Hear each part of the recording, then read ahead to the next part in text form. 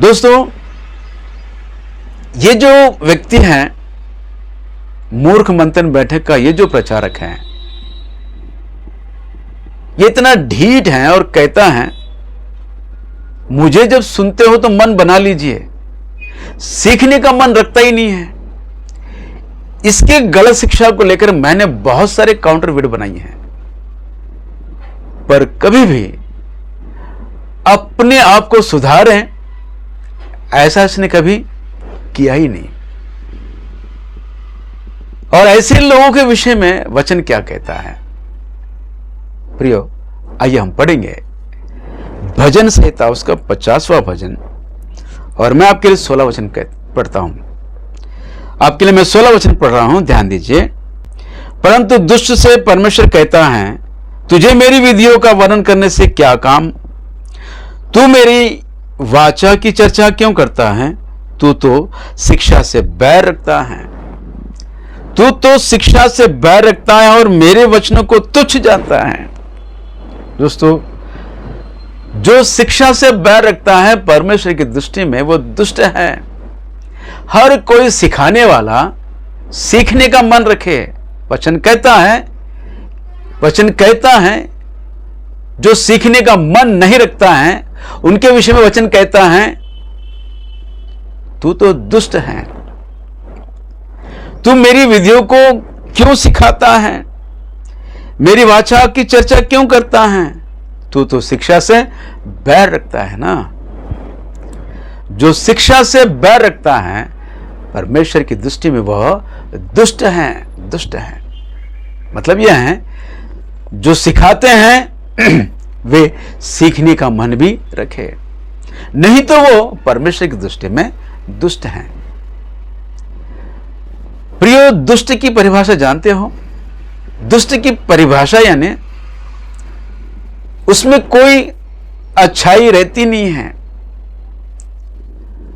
उसमें नैतिक मूल्यों का ज्ञान रहता ही नहीं है। वो पूरी तरह अनैतिक है, बुराई से भरा हुआ है। लोगों पर निंदा लगाने में जो खुशी मिलती है उस खुशी की तलाश में रहता है। लोगों को नष्ट पहुंचाने में लगा रहता है, लोगों को बर्बाद करने में लगा रहता है। और आपको मैं बताना चाहता हूं, दुष्ट की जो पर्याय शब्द है, पर्यायवाची शब्द जो है वो अवैध। अवैध का मतलब है व्यभिचारी। व्यभिचार में जन्मा हुआ व्यक्ति है, उसके जन्म का कारण वो नहीं जानता है। कितनी बड़ी गाली है, देखिए मेरे प्रिय।